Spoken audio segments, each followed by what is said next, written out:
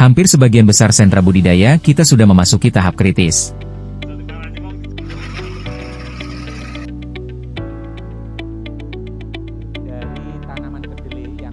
Penurunan kesuburan lahan akibat kurangnya pemahaman petani dalam menjaga kesuburan lahan ditambah penggunaan pestisida kimia secara menerus membuat biaya budidaya makin tinggi. Dampak langsung dari penggunaan pestisida kimia secara menerus bisa menyebabkan resistensi dan ledakan hama karena musuh alami berkurang. Hal ini yang menjadi keluhan utama petani melon dari Republik Melon Wates Blitar.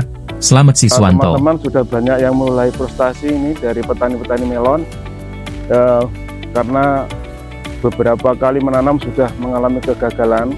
Rata-rata sudah 80-90% petaninya sudah terkena penyakit keriting seperti ini. Sejak awal sebelum tanam kita sudah melakukan sterilisasi, terus kita sudah menggunakan insektisida, baik itu insektisida kimia maupun nabati. Kenyataannya binatang trip menurut petani, menurut kami ini agak sulit untuk dikendalikan. Kimia memang sekarang memang mahal harganya. Kalau kimia yang murah-murah itu sudah mental untuk trip. Pun demikian yang terjadi pada tanaman lainnya. Pada sentra tanaman jagung, salah satu kendala utama adalah sulitnya kendalikan ulat. Petani bahkan sampai gunakan lebih dari satu bahan aktif untuk kendalikannya. Yang sering diserang ular, disemprot rematon, nggak ngono emasu kuwi Pak. Biasanya nek ular rewi rodok bandel biasanya sampai ping 3. Pengendalian ini sulit karena di dalam tanaman budidaya terjadi tumpang tindih stadia hama, mulai telur hingga serangga dewasa.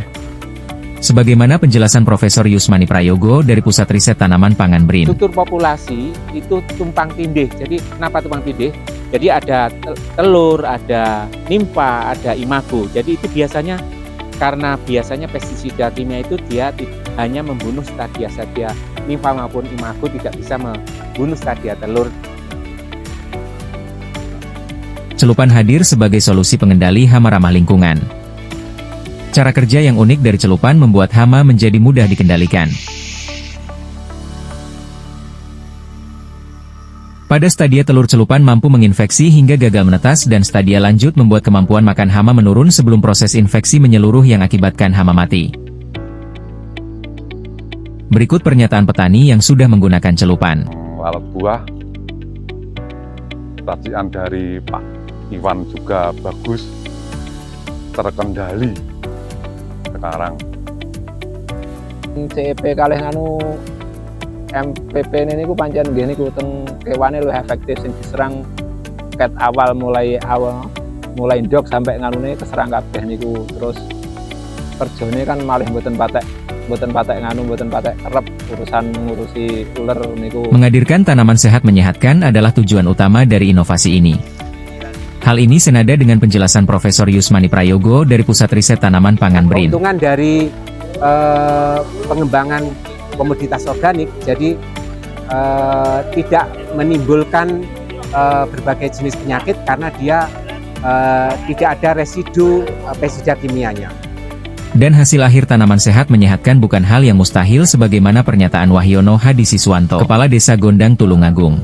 Kita pernah merasakan melon yang pakai kimia, artinya disemprot dengan kimia, begitu makan langsung terasa serik di tenggorokan. Tapi ternyata beda dengan melon yang organik. Ternyata beda.